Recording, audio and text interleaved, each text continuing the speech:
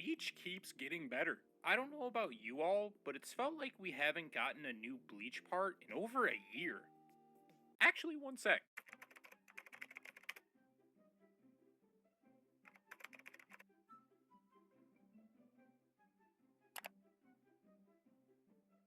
It's been over a year since we've gotten a new Bleach part. I've been waiting for you to come home, baby.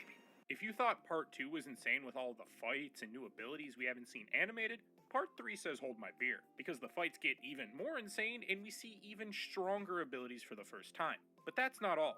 It's strange, but part 3 has felt the most like Bleach to me. Great action, but more comedy without being annoying, and backstory that we're used to seeing in the main show, but has been sidelined recently. While I'm all for the more serious nature, it's nice not to be full depresso mode all the time. This was also the first time I actually binged through a part of the Thousand Year Blood War.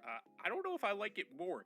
It's nice to have things spread out over a week, but then you want to watch more episodes. But when I had all these episodes, I watched them all in one day. Of course, our obligatory spoiler warning, watch at your own risk, blah blah blah, you know, you get it. I usually get upset when we have to watch a section of recap at the beginning of an episode, but it's been so long, I completely forgot where we left off. So Squad Zero just committed Sword Neck to unlock Bankai, and Ichibei is busy turning Greg into an ant. Looks like the tides are finally turning against the Stern Ritters.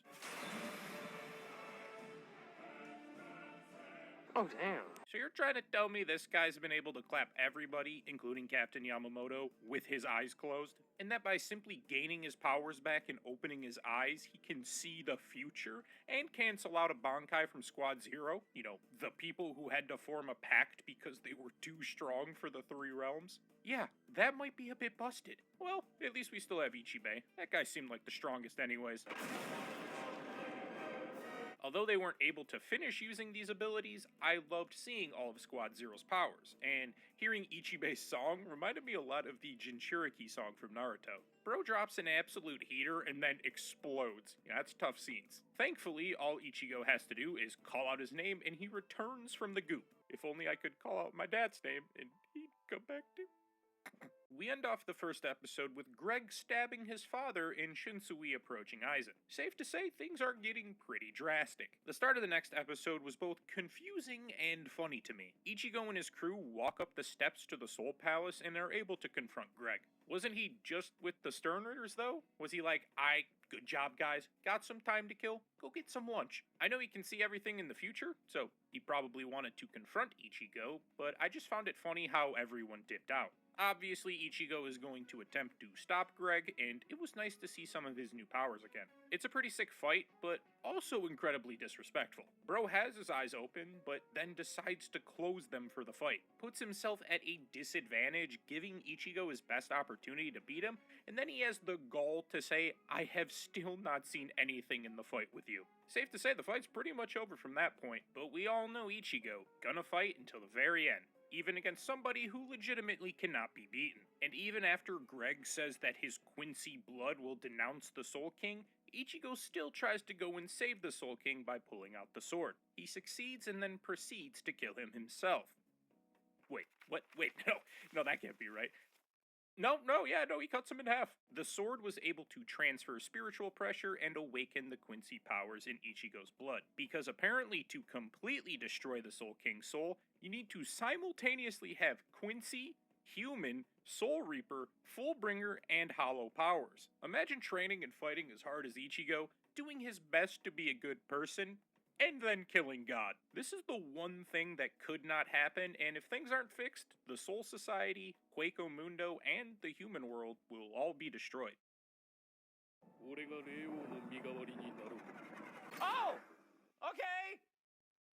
In that case, do you think you could elaborate? Bro, where the fuck did you come from? I 1000% thought I had missed something here. We just go from let's look how the Soul Society ended straight into I'll be the Soul King. I paused that shit immediately and went back to episode 2 to make sure I didn't miss any extra scene at the end. Turns out I did miss a scene. Ukitake was in the research lab and he looks up through a hole that was blown into it. I have no recollection of this scene ever occurring, but I was so damn confused when I just saw him walk up. But regardless, I was happy to see Ukitake Ukitake finally gets some backstory. He's been in the show since the start, but we never really learn much about him due to his illness. We know he has strong spiritual pressure and is a kind man who cares for his squad members, but that's about it. So to learn that his parents attempted to cure his illness bargaining off his organs to a god was a shock to say the least. But nah, Ukitake might be the most wholesome person in existence. Bro managed to make a god cry because he doesn't want his mom to be sad.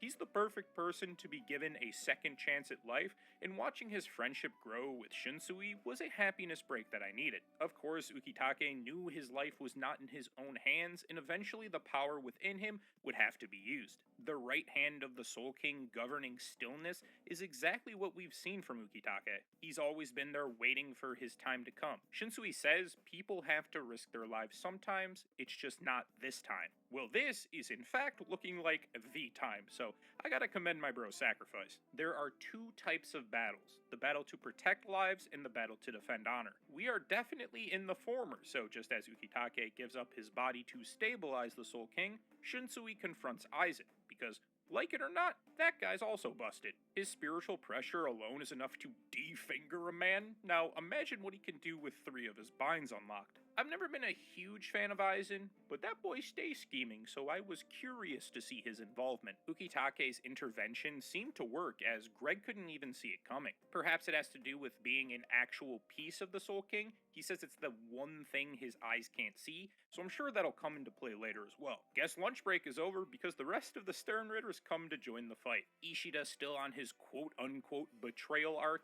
and this dumb Mimikyu Final Fantasy mage-ass breaking Yoruichi's arm. Nah, she's the only one allowed to be doing that.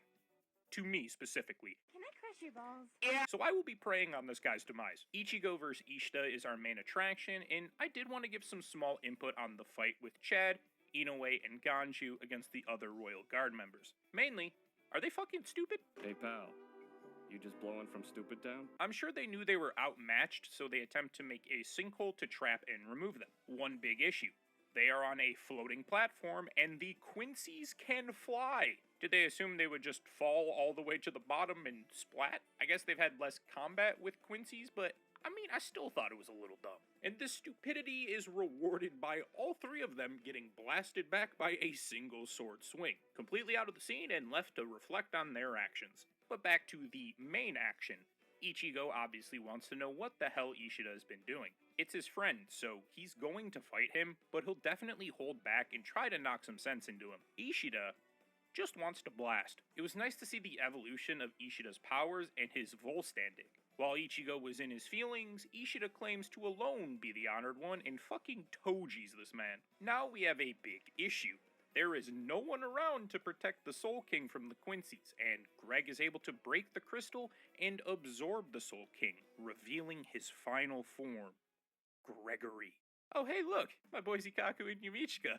Finally we get to see them in a real fight. They're just killing balls. Man, why do they gotta keep disrespecting my boys? At least it's not as bad as Soifon though, because she is eternally shafted during this part. She has multiple instances where she attempts to pull out her Bankai and then is immediately denied. I don't even think she gets to fire it. It's not super important to the story, but comical that it happens more than once. There is frankly too many of these weird eyeball looking things, but good thing we got the best ball buster in the Soul Society, Aizen, at our disposal. This dude is just aura incarnate. His spiritual pressure alone was enough to push back the initial swarm of eyeballs. This is a good thing, but most of the Soul Reapers are not exactly ready to welcome back in open arms, given that he tried to murder all of them. But we have a good reason.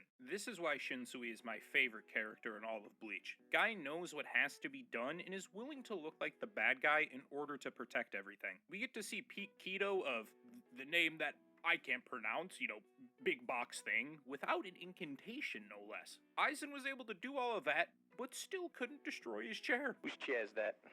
Who bought that goddamn chair? It's not my chair. And if you thought he was done there, nah, you guys can't get to the Soul Palace? I'll bring the Soul Palace to you. It's crazy to think that if he wasn't restricted by Mayuri's device, he very well could have done that. Listen, I'll still never be a fan of the exactly as I planned characters, but Aizen's starting to come around to me. And he's dead.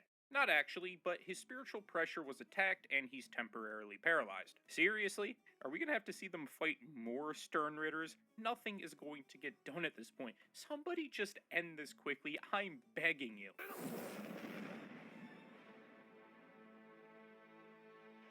Oh, not exactly who I was expecting, but appreciate you, big dog. We knew there were some Quincy's who were especially upset at Gregory for abandoning them, and used this